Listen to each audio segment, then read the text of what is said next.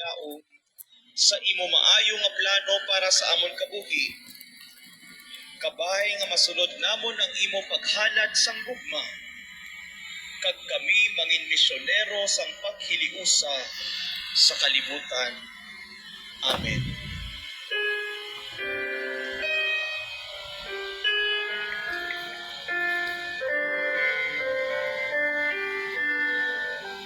Sa pagantos mo sa krus, upod mo kami, ugma mo, Jesus, suga sa gabi.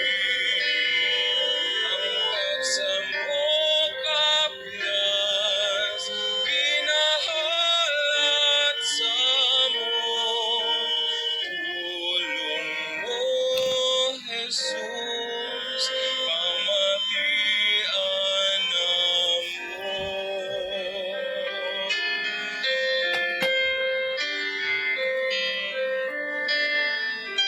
Sa pagantos mo sa krus, upod mo kami, ugma mo, Jesus, suga sa gabi.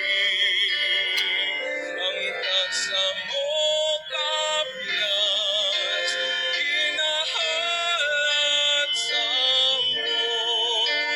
Tulong mo, Jesus, pamatian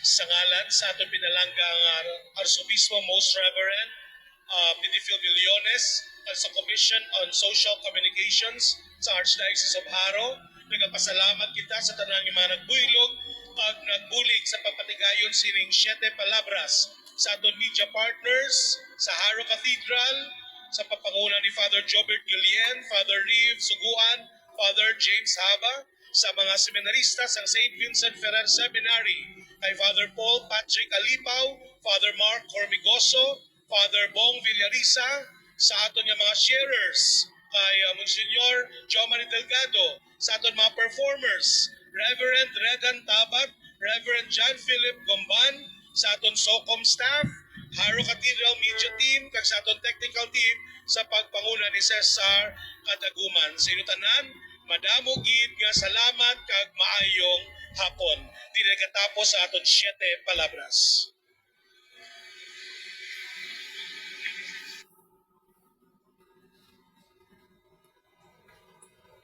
Alas ang takna sa mga oras, namatay ang atong Ginoong Jesucristo sa krus sa pagtubos ang bugos nga kalibutan. O Jesus, ikaw ay sa pagtubos sa lahat ng katawan.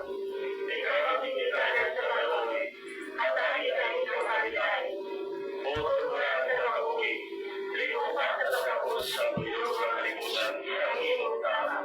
Uduro ang tubig na kahilig ikan sa Puso ni Jesus. Gawang Tuhan sa kaluwi para sa kaya kami kayo, wala ang Diyos, sagrado naman, wala ang katapusan ni Pinoon, kalagay kami, kagalang ko sa kalibutan, wala ang Diyos, sagrado naman, wala ang katapusan ni Pinoon, kalagay kami, kagalang ko sa kalibutan, wala ang Diyos, sagrado naman, wala ang katapusan ni Pinoon, kalagay kami, kagalang ko sa kalibutan. Amen. Jesus, ay sa kalori, nagatulog kami sa iyo. Ang 3 o'clock prayer, pinadulong sa inyo sa DYFM, ABP, kag St. Halil Prayer Movement. Sa Iloilo, Aksyon Radio.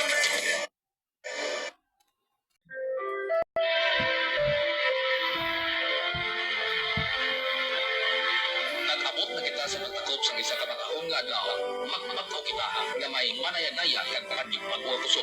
Ginoong Dios, salamat sa pugos nga adlaw nga ini. Ginapasalamatan ka namon sa imong palhas sa katapusan nga kabuhi kag paghatag proteksyon sa amon sa karon nga adlaw.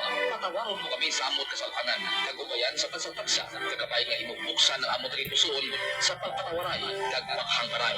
Gabay nga imong bulikan ang nagaantos kag hatagan mo kami isang kalipay. Ginapangamuyuan man namon ang mga lideres ang atong tungsod kag ang tanan nga may responsibilidad. Gabay nga imo ipanayon ang paghatag sa bugay sa amon tanan. Inyo nabatian sa kahanginan ang Aksyon Radio Iloilo.